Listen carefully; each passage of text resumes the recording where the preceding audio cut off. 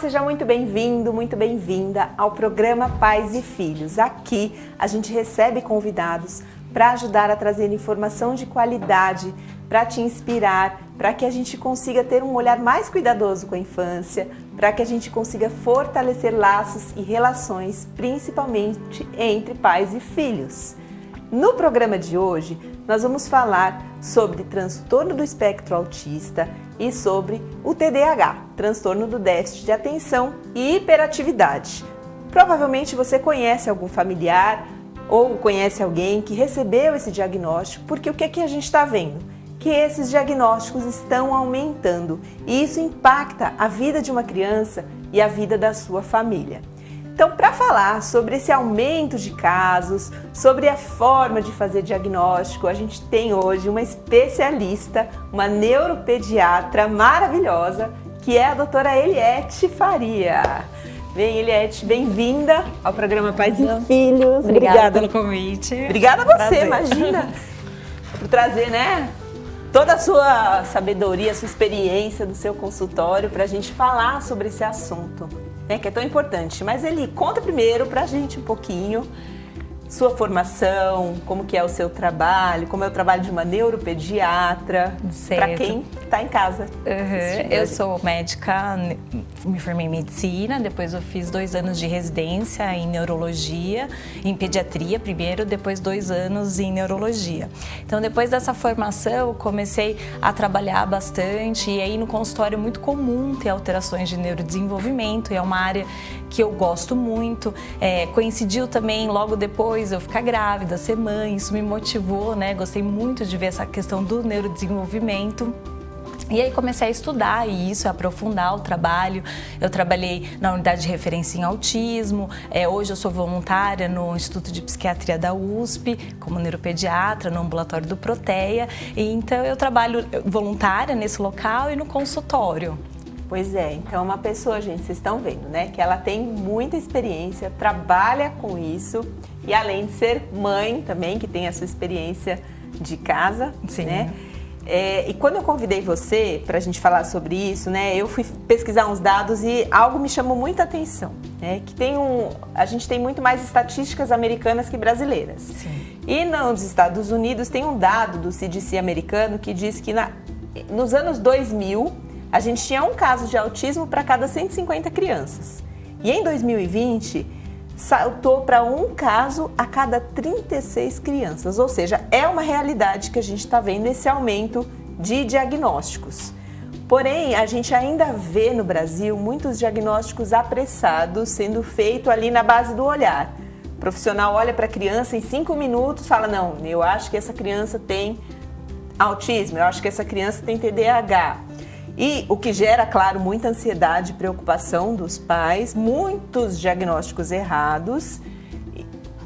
Não estamos negando que não exista, um TDAH ou TEA, mas que a gente precisaria de um cuidado melhor, até mesmo para fazer esses diagnósticos. Então, a pergunta que eu queria te fazer é assim, quando a gente suspeita de uma criança, quando você recebe um familiar, olha, eu vim aqui, porque às vezes você chega depois para você, primeiro passa no pediatra, aí te encaminha, porque estão suspeitando que meu filho tem um desses transtornos.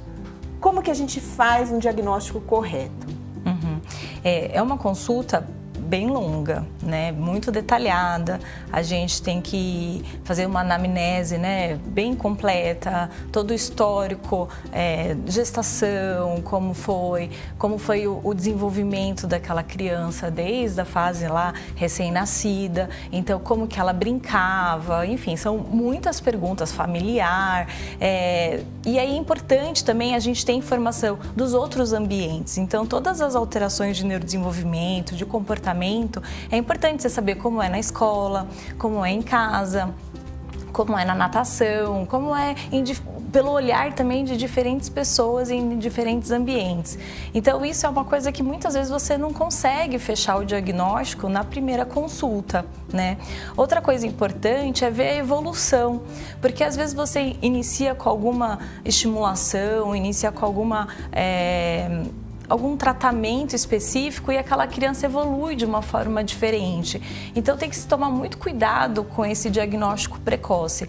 Então assim, fazer alguma coisa é diferente de fazer o diagnóstico, né? Então é importante sim a gente identificar alterações, observar diferenças e intervir, né, de uma forma adequada, mas o diagnóstico em si, ele tem que ser mais cuidadoso. Então essa alguns locais, ainda nos Estados Unidos, você precisa do diagnóstico para começar a intervenção.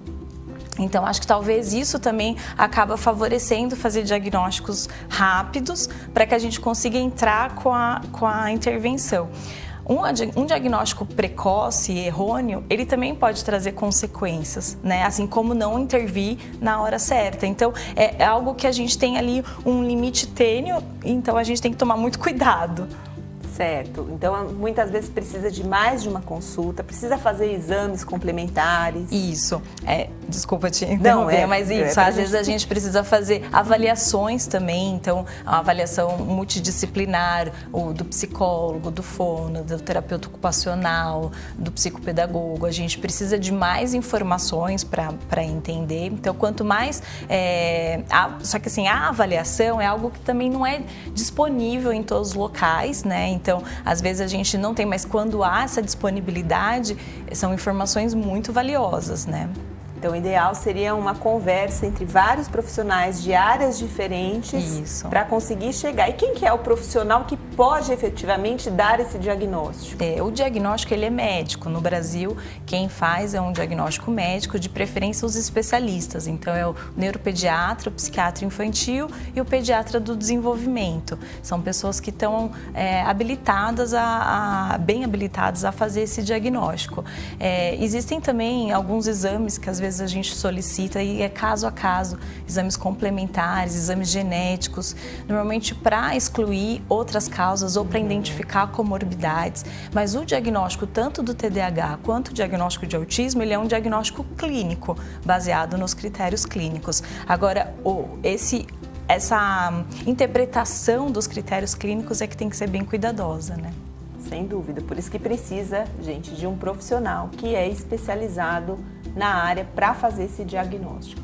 Vocês viram, não existe um diagnóstico de 5 minutos. Às vezes uma consulta longa, o que é uma consulta longa? 1 hora? 1 hora, 1h30. 1 hora e meia de consulta, não consegue fazer um diagnóstico, precisa de mais. Por quê? Porque muitas vezes a gente vê naquele momento um comportamento disfuncional, uma criança que está distraída, que está agressiva, mas que é algo que talvez seja pontual e não reflete qual é a realidade dela na escola, em casa, no clube, nos ambientes em que essa criança frequenta. Sim. Tem questões de estímulo, tem questões de reação, tem questões de sintomas clínicos que podem mimetizar alterações, né? Então, para um paciente que não tem uma audição bem desenvolvida, ela pode ter comportamentos que se assemelham ao transtorno do espectro autista. A gente pode ter uma criança com transtorno de linguagem também, que vai ter alterações comportamentais que vêm dessa dificuldade de comunicação. Então, a criança ela pode, inclusive, ter dificuldades sociais, ela pode ter dificuldades comportamentais, de irritabilidade. E, na verdade, aquilo está relacionado mais à linguagem do que um transtorno do espectro autista, por exemplo, né? E eu imagino que você já deva ter recebido vários pacientes que, na investigação, né, explorando melhor o funcionamento daquela família, daqueles ambientes, o diagnóstico não era esse. Sim. Tem até um caso que a gente atendeu juntas, doutora Eliette já me conhece há algum tempo, a gente fez a mesma faculdade juntas, e ela atendeu uma criança que era uma criança de 3 anos, que tinha umas alterações de comportamento na escola, a escola questionando os pais, uma dificuldade de relacionamento, uma agressividade. E essa criança recebeu esse diagnóstico de 5 minutos, os pais ficaram desesperados, passaram por uma avaliação, a doutora Eliette falou, vamos tentar uma orientação parental para ver o que está acontecendo. E de fato, entendendo melhor esse ambiente, a família passava por um estresse com doenças familiares, os pais ficaram mais ausentes dessa criança e a criança manifesta no comportamento quando algo não vai bem, no coraçãozinho dela, no emocional dela. Então ali, quando a gente mudou só essa dinâmica familiar, a gente viu a resposta no comportamento. Sim, e foi uma criança que eu vi essa semana e dei alta. Gente, eu esqueci de comentar. Ai, que bom saber. Sim, eu dei alta porque é um menino que está desenvolvendo muito bem. Na verdade, agora até apareceu habilidades que não eram observadas antes. É uma criança que aprende com muita facilidade e que às vezes até a gente pode conversar sobre isso, porque também aprender com muita facilidade, ter altas habilidades, pode ser uma questão também que traz alterações comportamentais. Mas, e aí a criança ela está tão bem, ela vai acompanhar com o pediatra ele tem condições, né, é capacitado para avaliar o desenvolvimento da criança e perceber se tem alguma alteração e aí qualquer necessidade reencaminha. Mas você já atendeu algum outro caso semelhante? Que você recebeu a suspeita e no fim não era? Sim, eu já atendi criança que estava em processo de luto do avô e que mudou o comportamento, e aí isso é importante também, crianças que mudam o comportamento de forma muito repentina, né, e já estava tendo um desenvolvimento adequado, começa com um isolamento, a gente tem que pensar em outras causas, né, e essa criança nesse caso estava passando por um período de estresse, né, e criança também manifesta, né, a tristeza, e ela pode alterar o comportamento dessa forma, com irritabilidade. A criança, ela pode expressar tanto de um modo mais internalizante, então é aquela criança que vai ficar mais quietinha, ansiosa, ou ela pode ter um comportamento mais externalizante, então ela vai bater, vai morder, ela vai gritar, né? Então, sempre que há um comportamento, a gente tem que entender o que aquele comportamento está querendo expressar, né? Para a gente poder entender e intervir de uma forma adequada. E uma suspeita, que aí eu queria ouvir até a sua opinião em relação a isso. Uma suspeita que muitas vezes eu faço nos meus atendimentos, quando os pais me trazem uma questão de comportamento na escola, a primeira pergunta que eu faço é em casa, como que é? Ou quando eles falam assim, em casa tá desse jeito, mas na escola não apresenta esses comportamentos. Ou seja, é um comportamento relacionado ao ambiente. Quando a gente tem um real transtorno do espectro autista ou TDAH, não vai ter essa diferença. No geral, a gente vê em diferentes ambientes. Às vezes, principalmente no TDAH, às vezes a gente vê alguns comportamentos mais na escola, no sentido de que na escola há uma demanda maior do que em casa. Em casa ele está mais tranquilo, infelizmente muitas vezes na tela, sendo pouco requisitado. E na escola não, na escola ele tem regras, ele tem que ter um desempenho e aí às vezes o comportamento aparece. Então pode acontecer de aparecer mais em um ambiente do que o outro, mas dificilmente isso não aparece de jeito nenhum em nenhum ambiente. Então, pode se apresentar de formas diferentes, mas alguma coisa a gente vai ver de diferenças. Então, se, por exemplo, os pais começarem a colocar mais regras, pedirem para se trocar sozinho, comer sozinho, talvez esses comportamentos também apareçam, por exemplo, né? Aproveitando que a gente falou disso, Eliette, do TDAH, eu estava lendo uma pesquisa que na Inglaterra eles começaram a ver que 39% das crianças tinham diagnóstico de TDAH porque nasciam em dezembro. Uhum. Aí, não, mas espera aí, por que essas crianças que nascem em dezembro têm mais TDAH? Tá estranho isso. E o que eles foram entender depois? Que essas crianças, elas entravam em outro momento na escola. E elas eram as mais novinhas da turma. Sim. Então, o mesmo desempenho esperado por uma criança de idades diferentes ali, elas estavam sendo requisitadas para capacidades que elas ainda não davam conta. Elas tinham uma limitação do neurodesenvolvimento. E aí eles viram que, assim, talvez é a escola que tenha que mudar esse momento que a criança entra, ou essa exigência, que não é TDAH.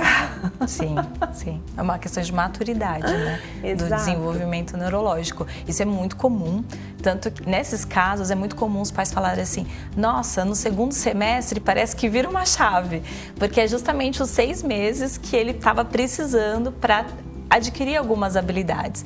Então, no cérebro, tudo que a gente vai fazer, ele é resultado de alguma conexão do nosso cérebro. Uma área está conectando com a outra para a gente poder fazer aquela habilidade. Então, é como se numa casa você quer acender a luz, você aperta o interruptor, mas por trás das paredes tem um monte de fios se conectando. Então, o nosso cérebro é mais ou menos assim.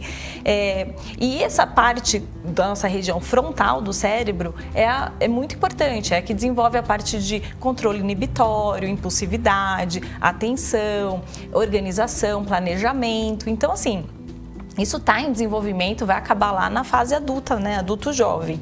Então, a criança que entra que está mais novinha, ela ainda tá desenvolvendo essa região. Então, faz sentido essa questão da imaturidade. Então, isso é importante. A gente tem uma confusão no Brasil, porque algumas crianças ainda estão na lei que a idade de corte era março, outras que estão em julho, e isso faz toda a diferença, né? Só que mudar isso mais para frente, aí tem toda uma questão social, que a criança já tem amigos, né?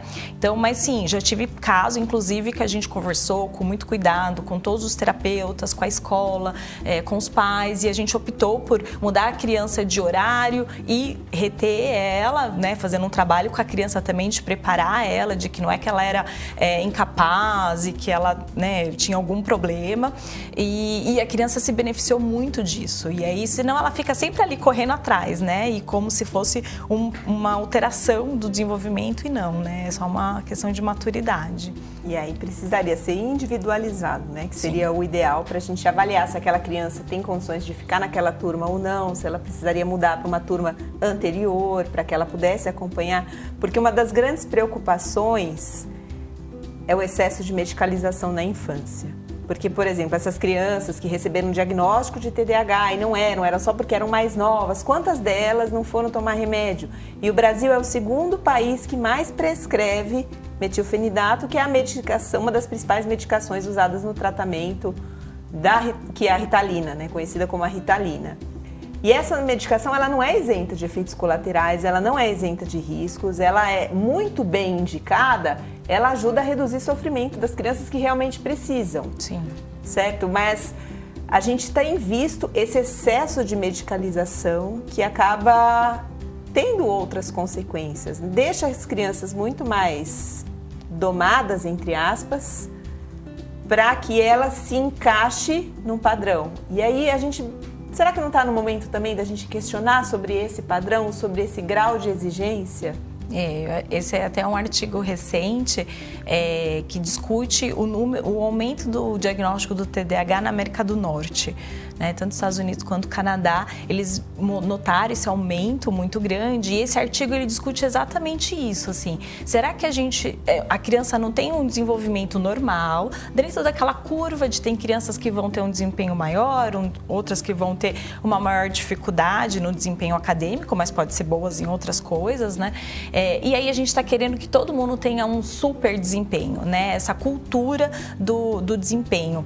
E isso faz com que muitas pessoas acabem recebendo o diagnóstico de TDAH, né? E aí, recebendo um diagnóstico errado, você vai receber um tratamento de forma errada também. Então, isso prejudica quem está recebendo de forma errada e prejudica aquele que precisa também. Por quê? Porque cria-se um estigma, né? Então, muitas vezes, aquele que precisa ser tratado, que vai ter benefícios, que é um divisor de águas também, acaba não recebendo a oportunidade ou não aceitando, pensando que há uma hiperdiagnosticação, então eu não acho que exista isso. Então, isso tem que tomar muito cuidado. Nem tudo é TDAH, mas o TDAH existe, né? O transtorno de espectro autista existe, e eles precisam ser olhados com cuidado e tratados, né? Sim, sem dúvida. E você já atendeu casos também de TDAH em que você identificou que talvez fosse uma alteração de ambiente? que eu quero dizer com isso? O que é o comportamento do TDAH? Muitas vezes é um comportamento de abstração, distração. Eu não sei se eu vou usar as palavras corretas, gente, eu não sou neuropediatra. A Eliette veio aqui para esclarecer. Mas a criança que ela não consegue manter a atenção e ela se perde, ela se distrai, às vezes até num momento de fuga daquela realidade que está difícil para ela.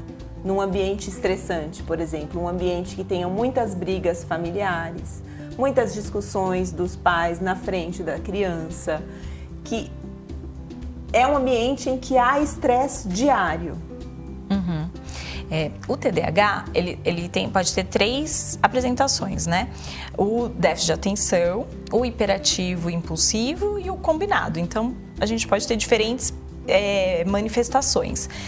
Sim, pode acontecer da criança ter esse padrão mais desatento, pode ser muitas coisas. Pode ser uma crise de ausência, né, que com 7 anos ali é um diagnóstico diferencial importante, que é uma epilepsia. Pode ser um padrão de ansiedade, né, de outras manifestações psiquiátricas se manifestam com prejuízo da atenção, né? Então foi isso que você falou, às vezes está vivendo um estresse muito importante. Então, sim, temos que avaliar essas comorbidades também. Déficit de alterações da tireoide, por exemplo, também pode manifestar, né? Por isso precisa dessa investigação Sim. completa, mas é realmente para a gente focar nisso, assim, que nem tudo é TDAH.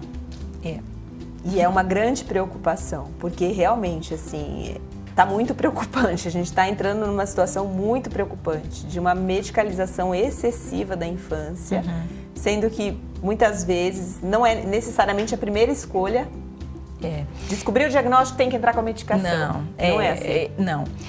Eu acho assim, também está aumentando muito os diagnósticos, Vivi, a gente sabe porque a gente está olhando mais para isso também, né? Os médicos, a população, ela está identificando mais também. Então, eu até coloquei esses dias um post de que antigamente não tinha TDAH, não tinha ansiedade, mas os lápis eram tudo um toquinho bem mastigadinho, né? Todo mundo descontava no lápis. Então, na verdade, existia, a gente não olhava. E quantos pais de pacientes com TDAH, às vezes vêm, né, contando o quanto eles sofreram, porque eles tinham as características e aí não conseguiam, ou repetiram, ficavam de castigo, eram, né, taxados de coisas negativas, porque tinha esse comportamento e não foi diagnosticado. Então, assim, realmente os números estão aumentando também porque estão sendo identificados, mas esses diagnósticos errados têm que serem evitados, né? Com certeza.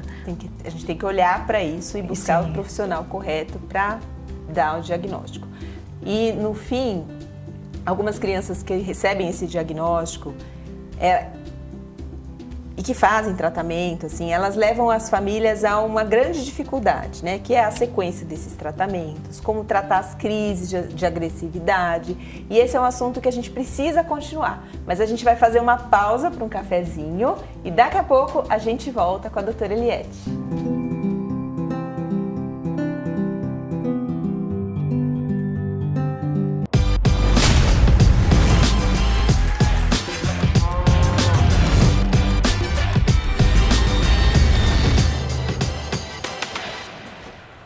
Doctor, fiquei sabendo que tem um bate-papo gostoso sobre relacionamentos, novas formas de amar. Sabe onde é tudo isso, Doctor? Na Vivax TV, né? Às 22 horas. Esse bate-papo tá dando o que falar. Não percam, pessoal, o programa Vertentes do Amor. Todo domingo, às 22 horas. Na Vivax TV.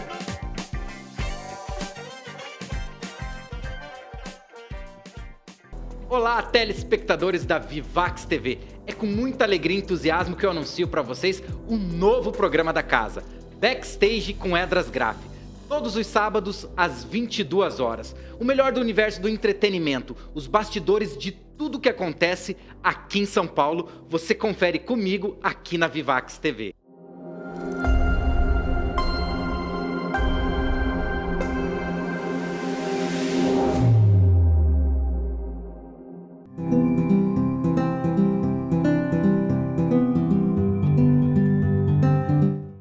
De volta com o programa Pais e Filhos e agora, antes da gente continuar o nosso bate-papo, a gente tem aquele momentinho brincadeira retrô, onde a gente traz ideias inspiradoras de brincadeiras para você fazer com seu filho em casa, brincadeiras que não exigem gastar dinheiro com brinquedo, brincadeiras que promovem conexão, que tira da tela, que a gente brincava. E aqui Sim. na caixinha, Eliette, vou pedir para você tirar aqui qual vai ser a nossa brincadeira do dia.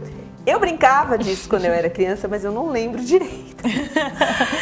A brincadeira do elástico, né? Que dá pra gente fazer com as mãos, com os pés. Certo, vamos lá. Você brincava disso Muito. quando você era criança? Aí ela já E começou. ó, tem uma habilidade motora, né? Tem que ser utilizada. Ficou apertadinho. Mostra lá pra câmera, gente. Ficou apertadinho, hein? Precisava ser maior. As nossas mãos eram pequenas, Eram né? pequenas. Olha só, Ó, pessoal. Vamos ver. Acho que eu ainda lembro. Ah, esse eu lembrava, era com o dedinho, Porque- olha só.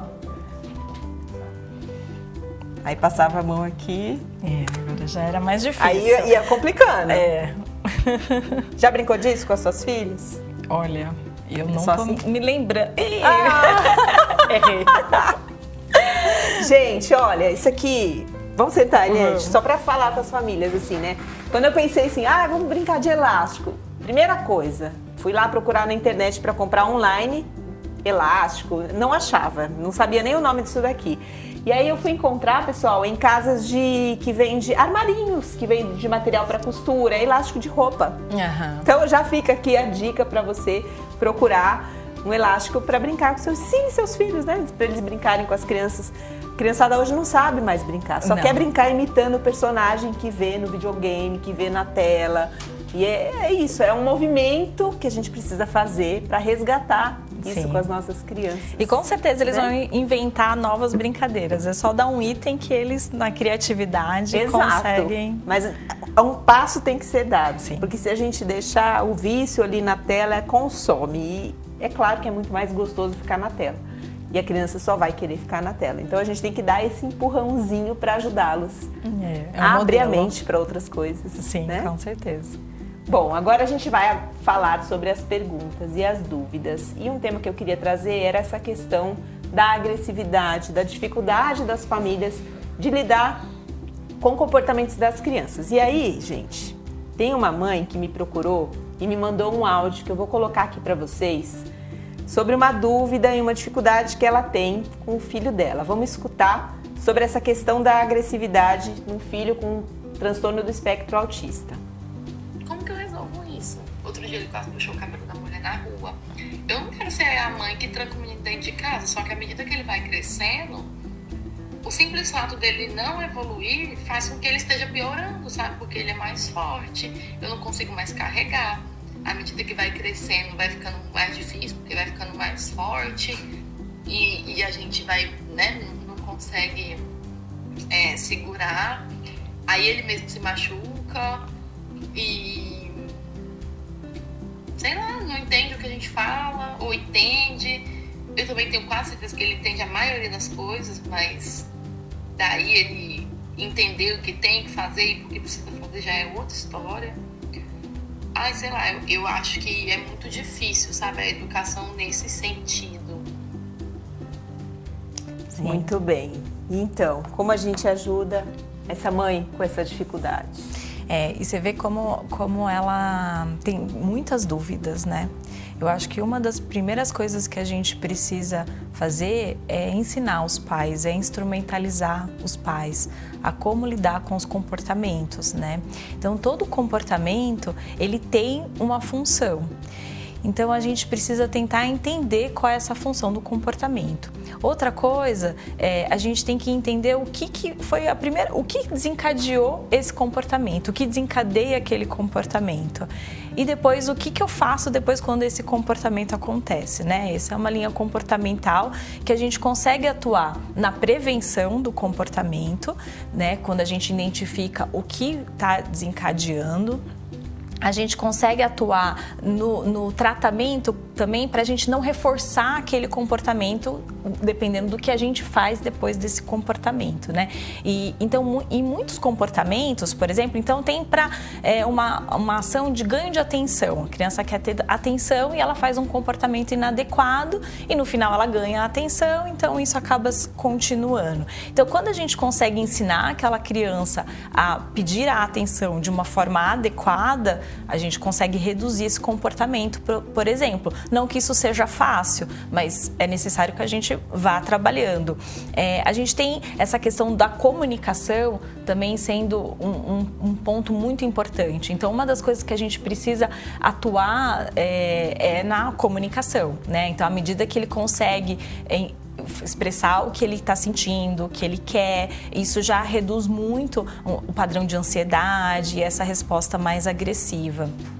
Então, a gente tem outras questões também, questões sensoriais. Então, assim, entendendo como é aquela criança, a gente consegue reduzir também o desencadeamento desses comportamentos mais que ela se desorganiza, né? Então, é bem individualizado, a gente tem que ir vendo ponto a ponto, mas isso faz com que a gente consiga proporcionar uma melhor qualidade de vida. Então, quando eu consigo me comunicar melhor, quando eu consigo me autorregular melhor, eu consigo ter uma qualidade de vida melhor para ela, para essa criança e para todos os entornos, todos os familiares. Então, na verdade, o tratamento ele acaba sendo para toda a família, né? Não existe tratar neurodesenvolvimento se você não tem um olhar para o pai, para a mãe, para o irmão, né? Então, a gente precisa, é muito amplo, não é fácil. Eu acho que um dos caminhos que poderiam ajudar muito é orientação parental. Então, assim, essa coisa dos pais saberem, eles que ficam a maior parte do tempo. Só assim que a gente consegue também generalizar os comportamentos bons. Então não adianta, a criança consegue fazer isso dentro da clínica, dentro ali do consultório, mas quando ela está livre no shopping, ela não consegue. Quando ela está em casa, ela não consegue. Então a gente precisa desse manejo, os pais saberem como manejar. Porque boa intenção, eles têm super, eles querem fazer o melhor, mas às vezes falta conhecimento técnico mesmo, né? E eles não são obrigados a nascer sabendo. Então a gente tem que dar isso para os pais. Muito bom, nossa. Dá vontade de gravar e deixar esse vídeo lá no meu Instagram, pessoal. Fica à vontade.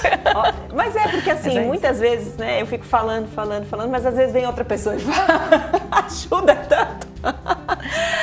A gente não nasce sabendo ser pai e mãe. E não precisa ser de uma criança que tenha transtorno do espectro autista ou TDAH. Por quê? Porque a gente replica o que a gente aprendeu da nossa educação. Sim. E aí muitas vezes a gente está querendo que aquele comportamento acabe, mas a gente está num estado, uma pilha de nervo, que eu estou mais gerando insegurança para essa criança, fazendo uma cara de brava, nervosa, não transmitindo na minha comunicação não verbal, que fala muito, e eu não transmito segurança. E quando a crise se instalou, é claro que vai ser muito mais difícil. Sim. Então, se eu puder trabalhar antes com a prevenção, de entender qual que é o gatilho que deixa o meu filho assim. Então, eu falo não e o meu filho surta. Vamos aprender outras maneiras de falar o não? Não é que você vai deixar de falar o não? Uhum. Aprender um não gentil, um não mais amoroso. Tem maneiras pra gente. E eu não tô dizendo que é fácil. Tá? É um aprendizado, a gente falha, a gente perde a paciência, porque nós somos pessoas humanas. Sim. Mas eu preciso muitas vezes, até na hora da crise, e aí você pode me dizer o que você pensa também sobre isso, Eliette, porque acompanhar. Porque você não vai acabar com a crise, você não vai conseguir silenciar, igual uma crise de choro, uma crise de estresse, uma crise de ansiedade, uma crise de um nervosismo. Precisa pôr para fora e extravasar. Então, às vezes, aquela criança ela tá 15 minutos surtada, mas o corpo dela tá precisando se regular de alguma maneira. E quanto mais eu fico ali desesperada e preocupada e nervosa, parece que aquilo põe lenha na fogueira. Uhum. Sim. Primeiro a gente tem que estar bem, né? Para conseguir cuidar. O momento ali da crise, seja da crise de birra, desregulação, seja o nome que for, realmente ele é um período muito difícil. Não tem muita coisa para fazer, né? Eu lembro que uma vez, nas férias, eu estava na praia e minhas filhas brincando e uma criança do lado, que eu já tinha visto que tinha uma alteração de desenvolvimento, ela começou um episódio de crise. Era um dia que estava muito calor, eu vi que eles tinham pedido comida, a comida não tinha chegado, enfim, tudo aquilo junto no contexto, ela ficou muito desorganizada, né? A família tentou ajudar da melhor forma, aí eu vi que tinha uma água mais gelada, eu acabei oferecendo ajuda, porque nesses momentos também é difícil às vezes oferecer ajuda, porque, né, tá todo mundo ali, não sabe muito como lidar. Me apresentei e a criança acabou, eu perguntei se ela gostava de massagem, se ela gostava, porque também se você começa a fazer uma coisa que naquela criança é aversivo, você só vai piorar, né? E ela gostava, e aí com areia eu fui mexendo no pezinho, e aí ela foi se regulando, né? Já aconteceu uma outra situação que eu vivenciei também dentro do avião, em que a mãe queria segurar ele, quanto mais ela segurava, mais ele desorganizava, quanto mais segurava, mais desorganizava. E aí a gente acabou conversando, tal, e aí só dela conversar comigo, ele foi se acalmando, porque ela não estava mais apertando ele. E aí, então assim, cada caso vai ser um jeito que você vai ter que lidar, sim, né? Mas identificar também o que é mais reforçador, o que acalma a criança, isso é bom. E às vezes tem fatores externos, né? Às vezes tá calor, tá com sede, tá com fome, né? São coisas biológicas também, São né? coisas que a gente não vai controlar, né? Você chegou no restaurante, você pediu a comida atrasou. Não é culpa sua, você não consegue prever todas as situações e vai acontecer. E aí é um exercício forte da gente olhar pra gente, né? Como está o meu estado emocional agora para lidar? Se eu não tô bem, por favor, me ajuda, por favor, assume você. Eu peço ajuda para quem está perto. E Vivi, acho que é uma coisa importante, porque a gente fala muito isso, né? Os pais têm que estar bem para poder cuidar. Mãe, você tem que estar bem. Aí a mãe fica, eu tô bem, assim como se fosse uma obrigação. E aí a gente tem estudos recentes de 2024, que uma meta-análise, inclusive de um grupo da Bahia, que publicou que a quantidade de mães que têm alterações como ansiedade, depressão, né? Então isso lidar com o estresse, de cuidar de uma criança que demanda tanto, a mãe adoece, e isso é uma coisa que a gente já tem como, né, científico ali constatado que isso acontece. Então, faz parte do tratamento da criança essa mãe receber um suporte, né? Tanto tentar ter algum suporte no cuidado e o suporte de saúde mental dela também. Eu acho que eu bati aqui. Da saúde mental dela também. Então, isso eu acho que é um olhar que a gente ainda não tem, né, dentro do tratamento, né? Infelizmente, a gente cobra muito dos pais, a gente ainda tem médicos, terapeutas, escola, que é só cobrança na família, né? Com certeza eles também estão fazendo o melhor deles, e que isso vai adoecendo. Então a gente, o tratamento a evolução daquela criança, a funcionalidade daquela criança também depende de como estão os pais, né? Exatamente. As crianças, muitas vezes, até mesmo nesses comportamentos de crise, eles são espelhos do nosso estado emocional. Eu vejo com as minhas filhas, o dia que eu estou mais acelerada, mais estressada, daqui a pouco elas começam a brigar, alguma coisa ali acontece, elas começam a manifestar esses comportamentos. Ou quando eu estou muito triste com alguma coisa, também vejo que o comportamento delas muda. Eles espelham, eles são muito sensíveis para espelhar as nossas emoções. E eles ainda não têm muitos recursos para expressar o que eles estão sentindo e lidar com o que eles estão sentindo ou vendo o outro sentir. Então, essa coisa da imitação ou da expressão ali não tão, às vezes, adequada é muito comum, né? Então, é nosso papel entender ali o que está acontecendo e nomear para eles, né? Também, às vezes, parar e falar assim, não, eu acho que você está assim porque você está vendo a mamãe triste, porque você está vendo a mamãe nervosa, mas, então vamos fazer alguma outra coisa, isso não é seu, isso é da mamãe, às vezes acontece isso, né? Então, assim, é muita conversa. Pois é. E só para finalizar mesmo, esse nomear é muito importante para a gente ajudar a criança a se organizar, mas o mais importante é a gente fazer esse momento de corregulação, para a gente não criar a expectativa de que o fato que eu estou nomeando para o meu filho, que ele está com raiva, ou que eu estou com raiva, que ele está triste, que eu estou triste, não vai fazer com que a criança desenvolva essa inteligência emocional, porque ela é criança, ela ainda não dá conta disso. Então, a gente nomeia para ajudar, mas o mais importante é a gente acompanhar, corregular, cuidar do nosso estado emocional para a gente conseguir cuidar do estado emocional dos nossos filhos. E a gente tá papo assim para outro episódio, Mas muito. né? Mas a gente está chegando ao final do nosso programa e eu queria que você deixasse uma mensagem para as famílias preocupadas. E agora, será que o diagnóstico do meu filho está certo ou não está? Será que tem que tomar remédio ou não está? O que você acalmaria? Como você acalmaria o coração dessas mães? Procure ajuda, né? Acho que eles têm que estar acompanhando.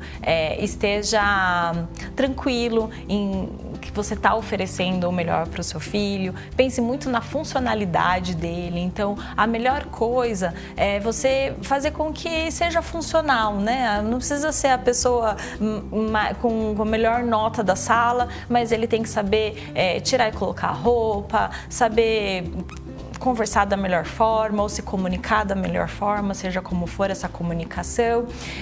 Se for necessário medicação e foi um diagnóstico cuidadoso, os prejuízos estão instalados, já está fazendo todo aquele suporte não medicamentoso e tem muito prejuízo ainda, a medicação pode ajudar, o médico ele é habilitado a acompanhar esse uso da medicação de uma forma segura, com exames de acompanhamento, com o suporte se tiver efeito colateral e seja ele como for. Então, se ajude, né? Procure ajuda, esteja bem e ajude o filho da melhor forma também. Perfeito.